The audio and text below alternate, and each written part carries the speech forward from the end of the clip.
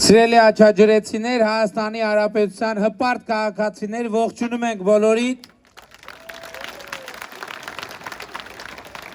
Ճիշտ է, մենք էլի մի քիչ շուտ ենք հասել եւ ես նախատեսվածից ավելի շուտ եմ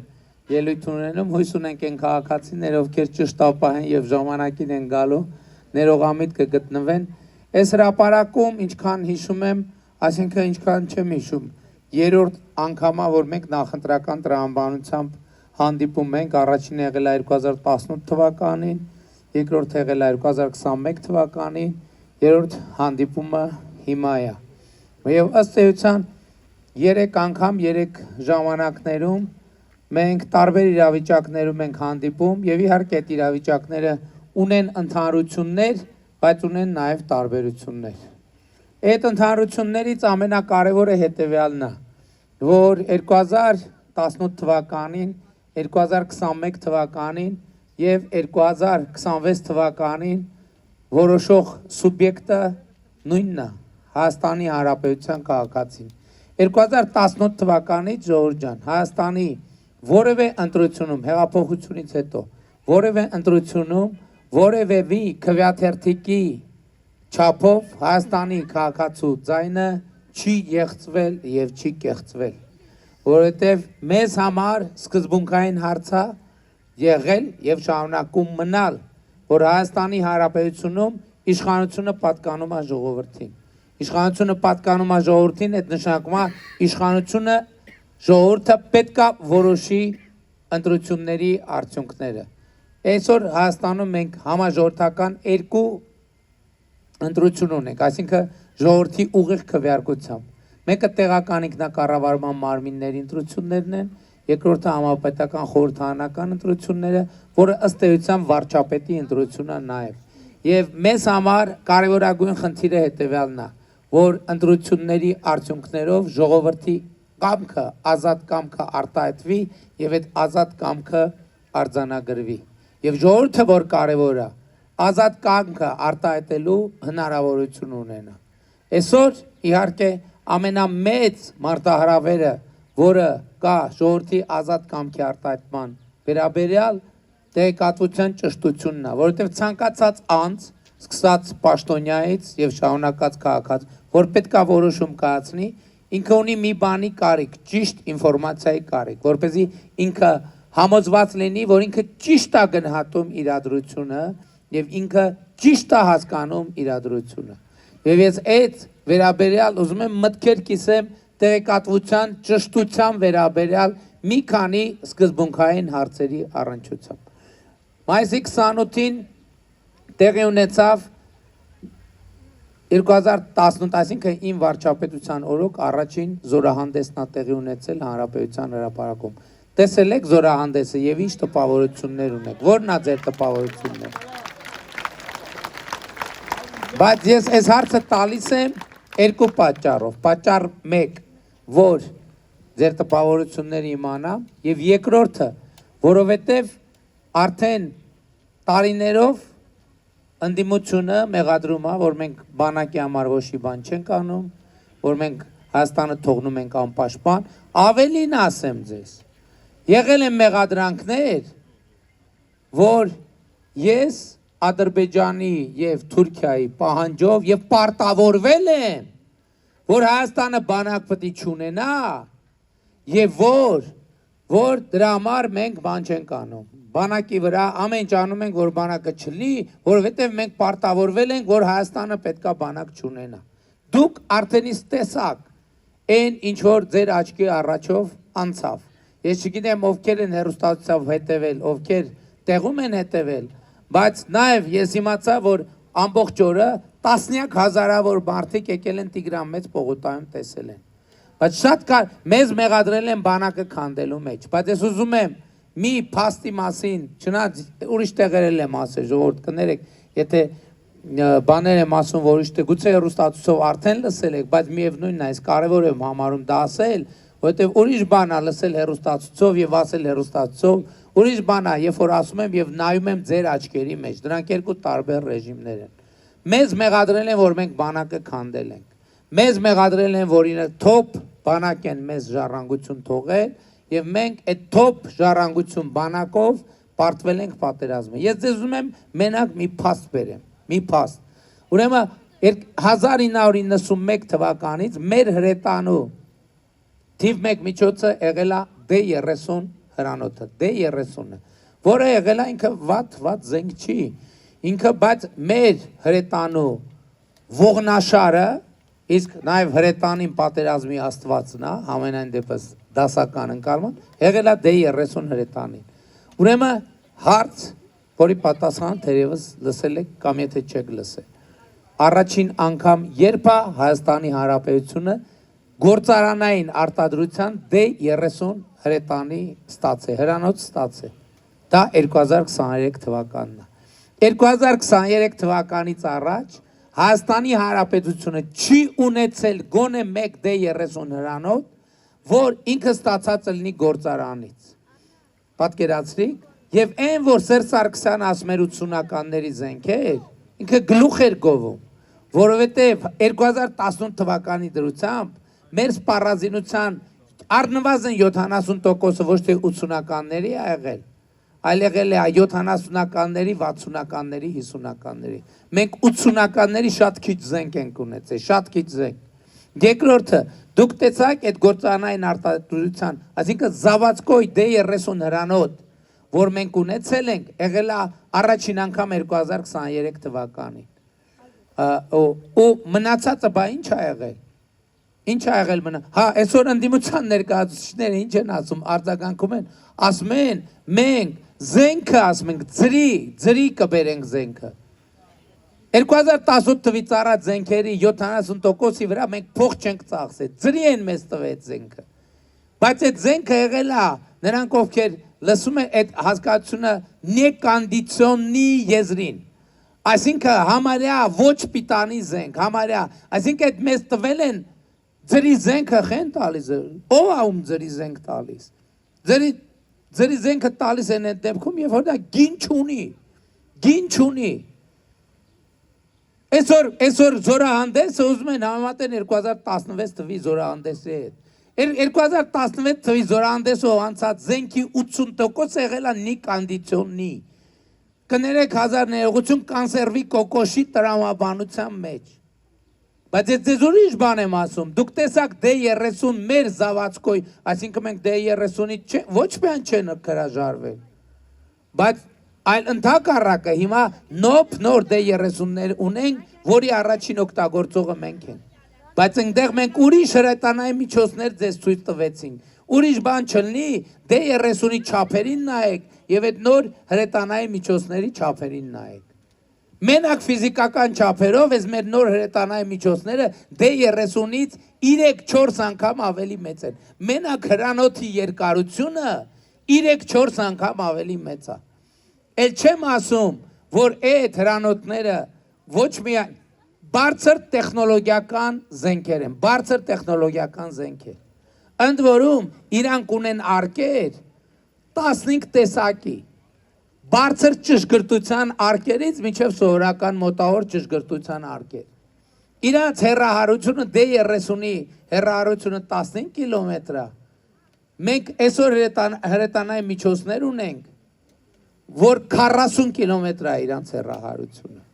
Եվ դրանք գեր ժամանակակից զենքեր են,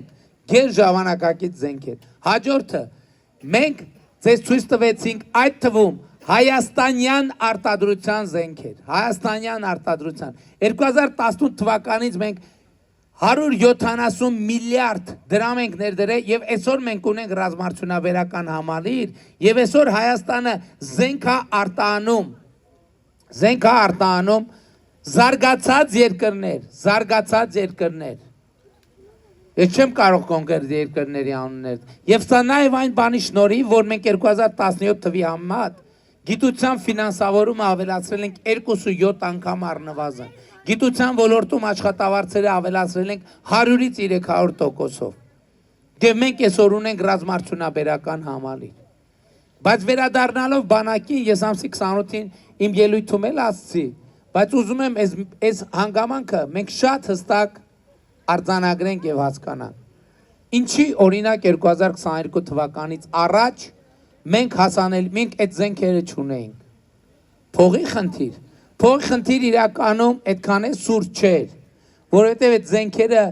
զենքի վաճառողները իրենք վարկով են վաճառում։ Իրանք ասում են մեզնից ձեռք ես առնում, բայց նաև մեզնից վարկ վերցրու։ Եվ այդ խոսակցությունը, որ մենք պարտքը ավելացրել ենք, կրկնապատկել ենք, նաև դրա հետ է կապված, որովհետև մարդը զենք արտադրում է, ասում է գիտես ինչ, եթե ինձնից վարկ վերցնես, այս գնով կտամ քեզ։ Եթե վարկ չվերցնես,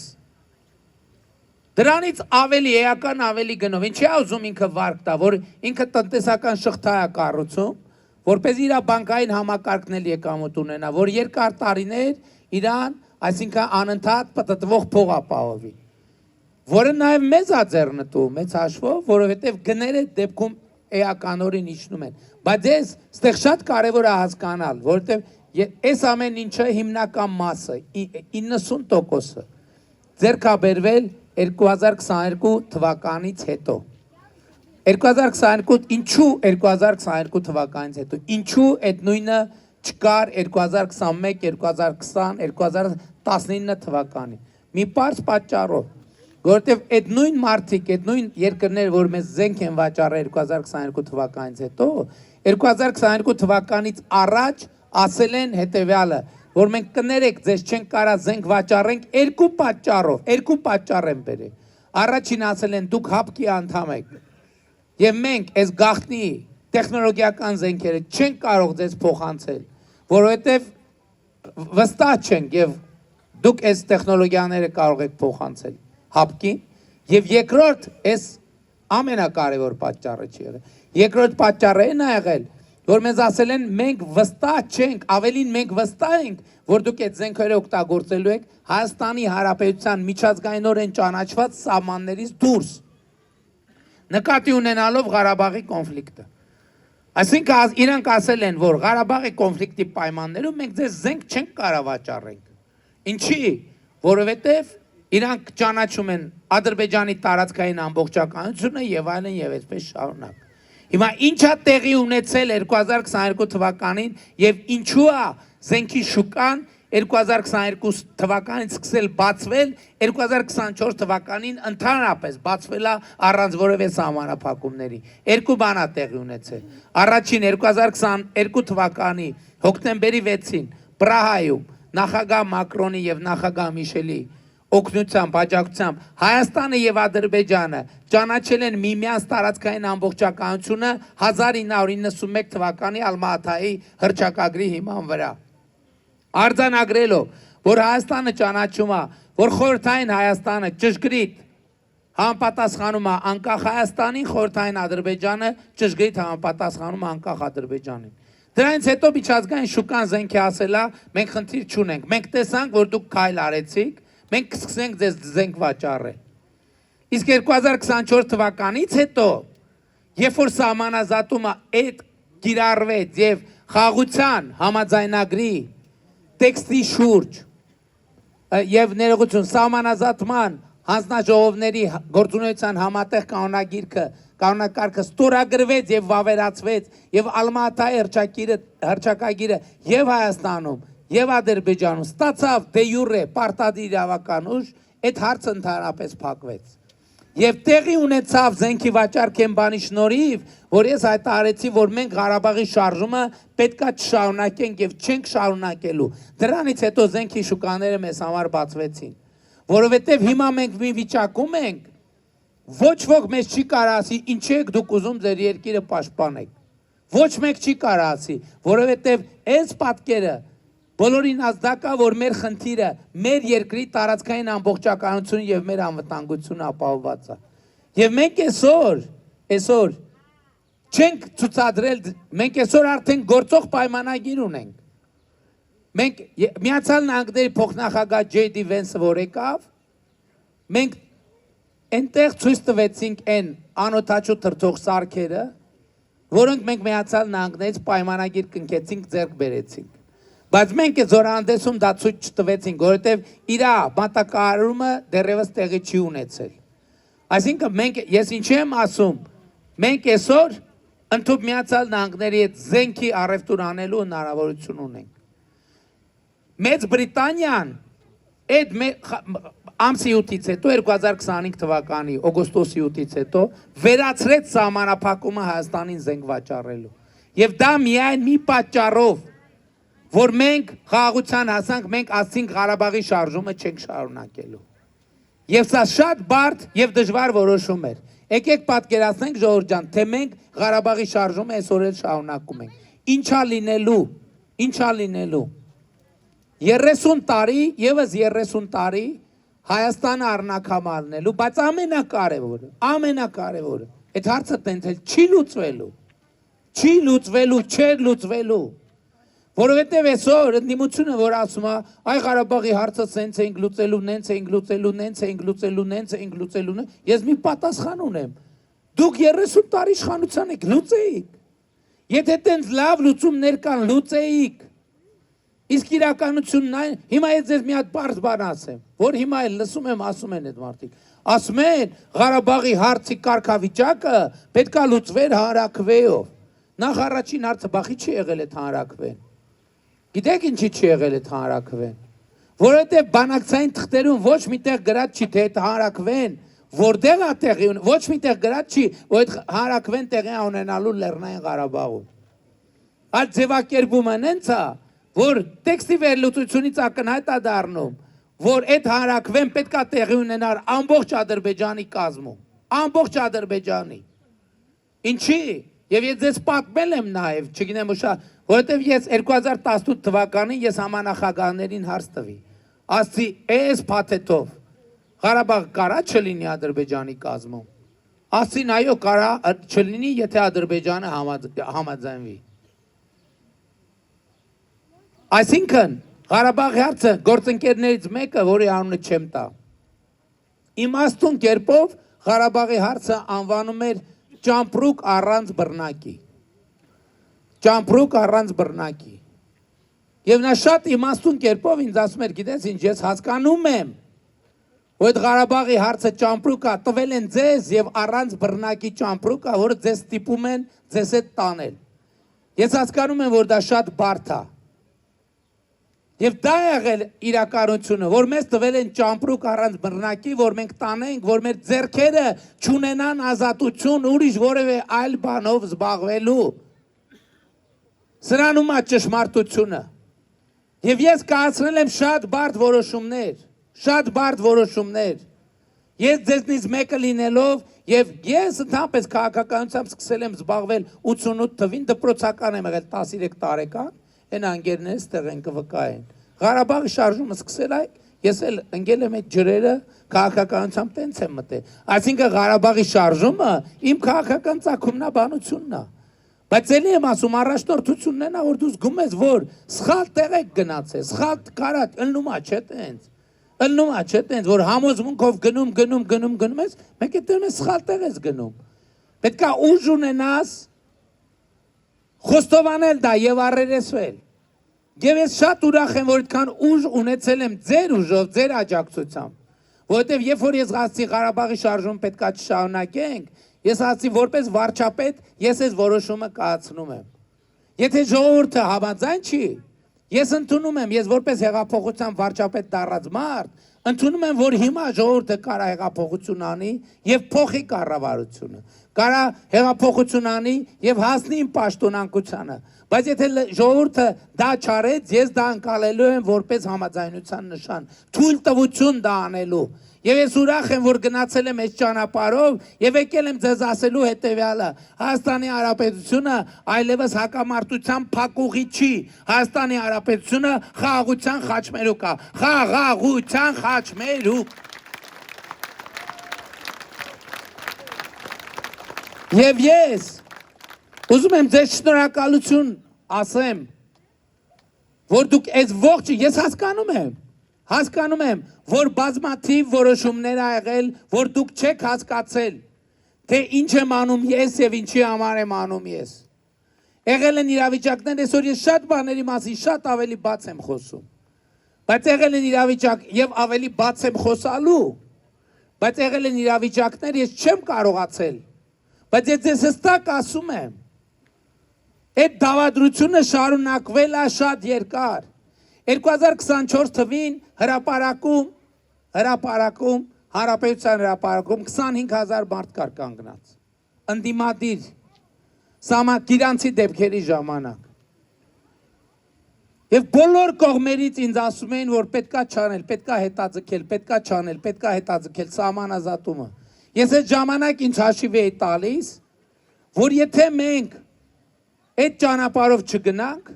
ես ինձ հաշիվ էի տալիս որ մենք Տավուշի մարզի կեսը կորցնելու ենք Եվ դա դրա համար էր արվում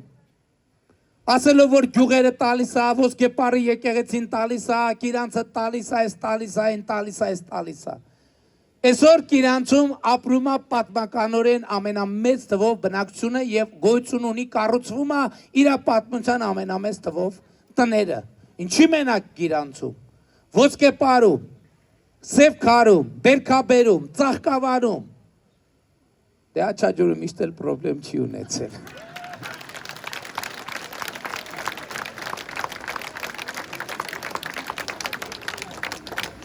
Եվ ես շատ ուրախ եմ եւ ձեզ ահավոր շնորհակալ եմ որ այս ծառայությունը մատուցելու հնարավորություն եք դուք ինձ տվել Որովհետև ես ինձ հարց եմ տվել, ինձ համար ակնհայտ է եղել, որ այդ որոշումները պետք է կայացվեն, որ այդ որոշումները կայացնելը շատ դժվար է, բայց ես ինձ հարց եմ տվել, եթե ես չէ, բա ով պետք է կայացնի այդ որոշումը։ Եթե ճակատագիրին վրա դրել այդ պատասխանատվությունը, ուրեմն ես պետք է կրեմ այդ պատասխանատվությունը։ Եվ այսօր էլ ես նույն բանով եմ եկել։ Բայց ես ուզում եմ ձեզ ցույց տամ նաև այն հեռանկարները, որ Հայաստանի առաջ բացվում են։ Դուք պատկերացնում եք, ես որ ասում եմ, մենք Հայաստանի մասին շատ դեպքերում ինքներս էլ լավ պատկերացում չունենք, Հայաստանը ինչ է։ Այս վերջերս մի բան տեղի ունեցավ, որ ցնցեց ինձ, էլի երկար ասել եմ դրա մասին։ Եվրոպական հանձնաժողովի նախագահ գալիս է Հայաստան, ինձ հետ հանդիպման, եւ մեր պաշտոնական հանդիպման ժամանակ նախադասությունը ասում որ այն պատկերացումները Հայաստանի մասին փոխում է։ Մեր մտքով նախկինում դա չէր անցնում, հասկանում եք։ Ու զարման ասում է Հայաստանը նստած է արևելքի եւ արևմուտքի միջև ամենակարճ ճանապարհի վրա։ Ասում եմ, ես ինչ ասում։ Հետո գնում ենք քարտեզը նայում ենք, ասենք, արա իսկականից։ Ու այդ ամենակարճ ճանապարհը անցնում է Տավուշի մարզով, Լոռու մարզով, Շիրակի մարզով։ Ու հիմա Այն որ տրիպ նախագծի շրջանակում մեր հարավային երկաթուղին կվերականգնվի, դրա մասին շատ ենք խոսել եւ էլի կխոսենք։ Բայց հիմա իրատեսական է դառնում, այսօր միջազգային ներդրողները գալիս են հետեւյալ առաջարկում, ասում են, եկեք Ադրբեջանից Հայաստան ամենակարճ ճանապարհը մի հատ չափենք, որ ստեղով է հաստատ։ Բայց ճանապարհով չափենք որտեղ է։ Միջազգային բեռնատարների համար Տավուշի մարզ, Լոռու մարզ Շիրակի մարզ վճարովի դարձնենք ճանապարհներ, ինչքան փող պետք է մենք կներդնենք։ Եվ հաշվարկում են, որ ճանապարհը այնքան կարճանում է, որ վարորդները կնախընտրեն վճարել այստեղով անցնել, որովհետև վառելիքի փողա, գիշերակացի փողավերջը ժամանակ է։ Եվ մենք հիմա պետք է որոշենք։ Հիմա հետազոտությունը արվում այդ ճանապարհը Բանի ճանապարհն է, Կրիվոյի ճանապարհն է, Նոյեմբերյանով ճանապարհը, Թեթբերդի։ Կարող է իրեքներ։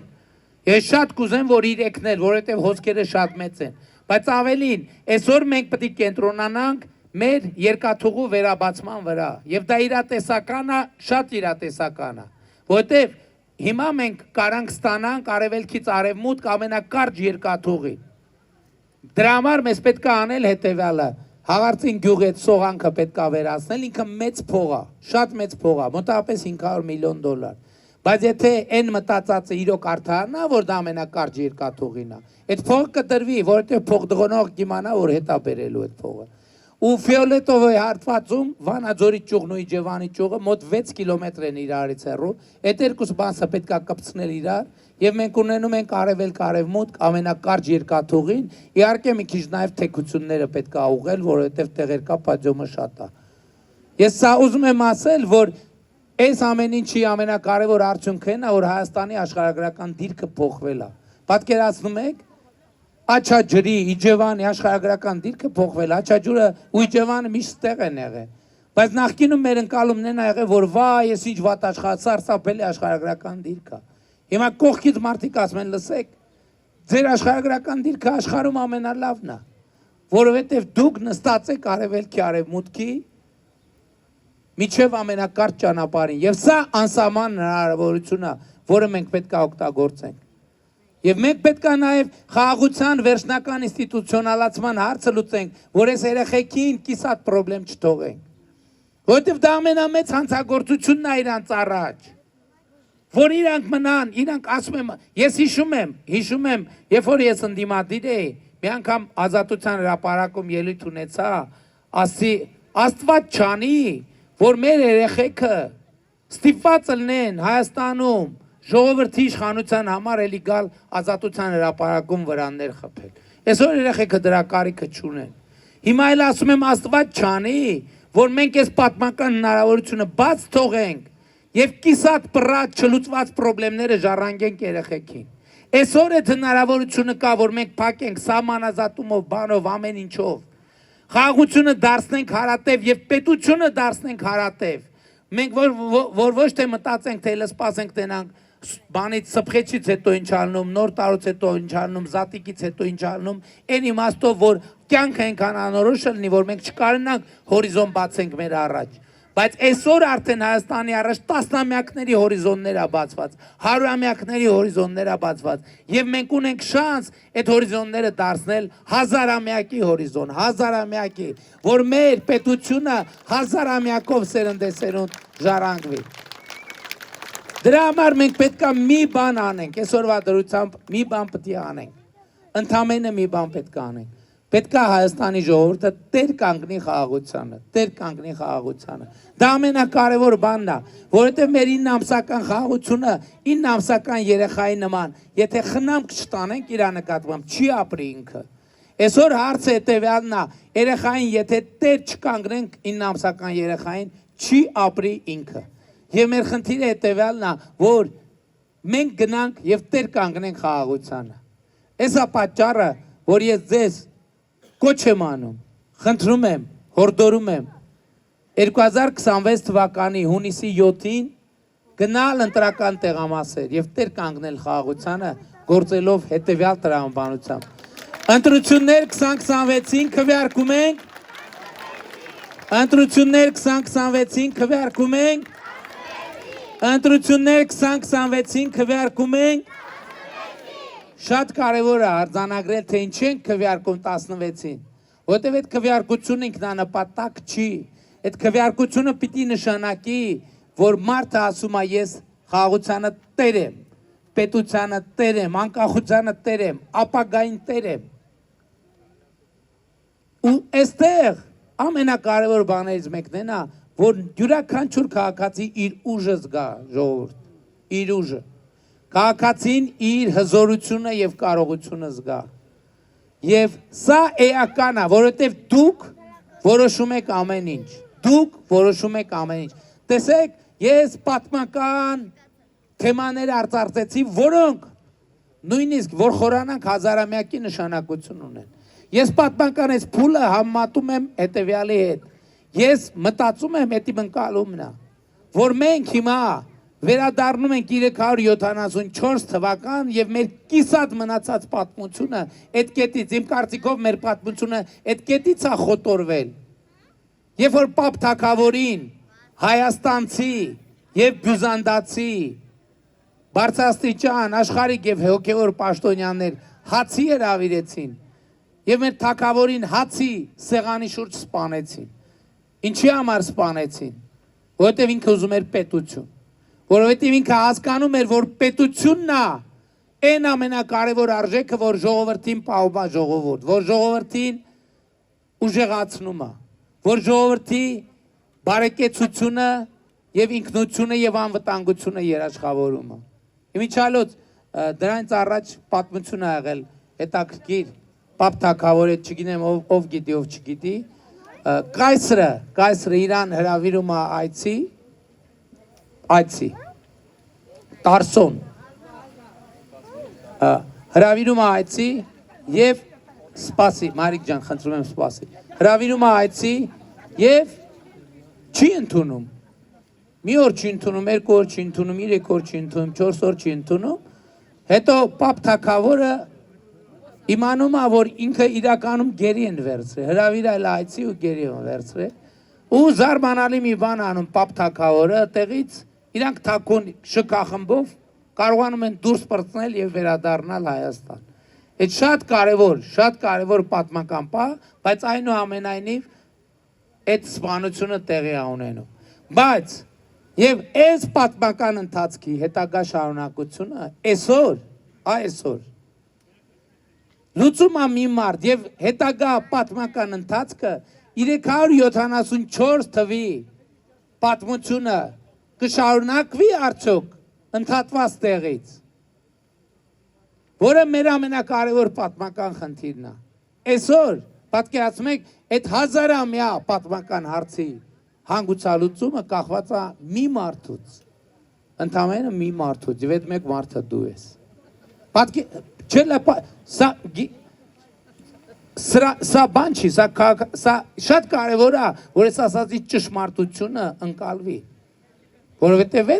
որովհետև ժողովուրդը ոնց որոշի, տենց ելնելու է ժողովուրդ ջան։ Հայաստանի, քանի ես վարչապետ եմ, Հայաստանի ընտրողի մի ձայն չի կեղծվելու,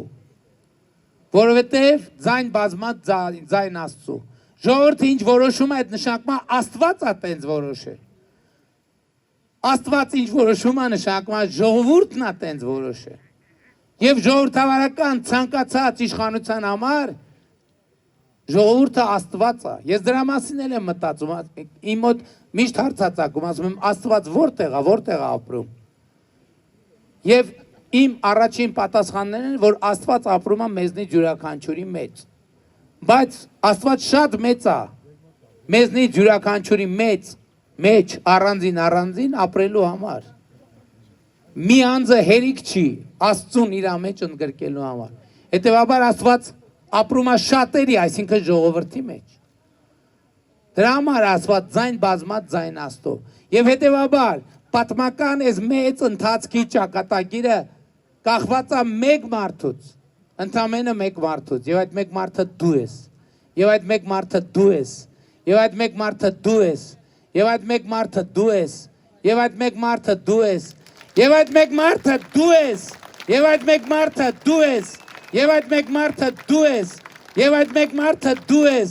եւ այդ մեկ մարդը դու ես, եւ այդ մեկ մարդը դու ես, եւ այդ մեկ մարդը դու ես, եւ այդ մեկ մարդը դու ես, եւ այդ մեկ մարդը դու ես, եւ այդ մեկ մարդը, ինչքան էլ հերրու կանգնեք, մեկա դու ես այդ մեկ մարդը, եւ այդ մեկ մարդը դու ես, եւ ով այն մեկ մարդը, որ պատրաստ է իր բաժին պատասխանատվությունը վերցնել պատմության հետագա ընթացքի, պետության հետագա ընթացքի, խաղաղության հետագա ընթացքի մասին, ով այդ մեկ մարդը թող բարձրացնի իր ձեռը այդ մեկ մարդը, թող բարձրացնի իր ձեռը այդ մարդը։ Եվ այս մարդկանց հավաքական ամբողջությունն է, որ կոչվում է Հայաստանի Հանրապետության հպարտ, արժանապատիվ, պետականատեր ժողովուրդ։ Եվ ուրեմն ընտրություններ 2026-ին քվեարկում ենք, ընտրություններ 2026-ին քվեարկում ենք, ընտրություններ 2026-ին քվեարկում ենք, որովհետև պետությանը, անկախությանը, ապագային, խաղաղությանը, Աչաջուրին, Իջևան խոշորացված համայնքին, Տավուշի մարզին, Երևան մայրաքաղաքին, Հայաստանի Հանրապետությանը, Փառք նահատակներին եւ կեցե Հայաստանի Հանրապետությունը։ Շնորհակալ եմ ժողովուրդ ջան, շնորհակալ եմ։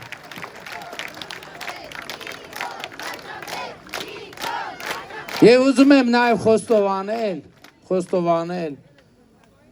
որ Աչաջուրը ինձ ամեն անգամ մեծ լիցքեր է տալիս, որովհետև այս հրապարակը հենց այս վիճակում 2018-ին էսպիսին էր, 2021-ին էսպիսին էր, 2026-ին էսպիսին է։ Սիրում եմ բոլորիդ, հպարտանում եմ բոլորովդ եւ խոնարհվում եմ բոլորիդ առաջ։ Շնորհակալ եմ։ Շորջան, երկու կարճ հայտարարություն։ Առաջինը մեր այսօրվա եզրափակիչ հավաքը Տավուշի մարզում տեղի ունենալու Իջևանում ժամը ուղիղ 20:00-ին, ոչ մի րոպե շուտ, ոչ մի րոպե ուշ։ Եվ այնտեղ հնչելու են, ես էլ ելույթ կունենամ, բայց սկզբունքորեն արդեն ելույթ ունեցա, բայց մյուս գործընկերներ նույնպես ելույթ կունենան, բայց ես բացի ելույթ ունենալուց նաև կնվագեմ ձեզ համարում հետաքրքիր է, ով տրամադրություն եւ հավես ունի, իրականում այդ բանը, այդ երկի բառերը ես գրել եմ, ես եմ երկի բառերի հեղինակը եւ ըստ էության այդ երկի բառերը այն քաղաքական խոսույթի մասին է, ինչի մասին ես խոսեցի այստեղ, խոսում եմ տարբեր տեղերում եւ դա այդ երկի բառերը սեղմած այն հիմնական ուղերձն է, որը ավելի ընդայնված եղանակով ասցի։ Հավանիչ տեսանյութը եւ բաժանորդագրվիչ նորությունները բաց չթողնելու համար։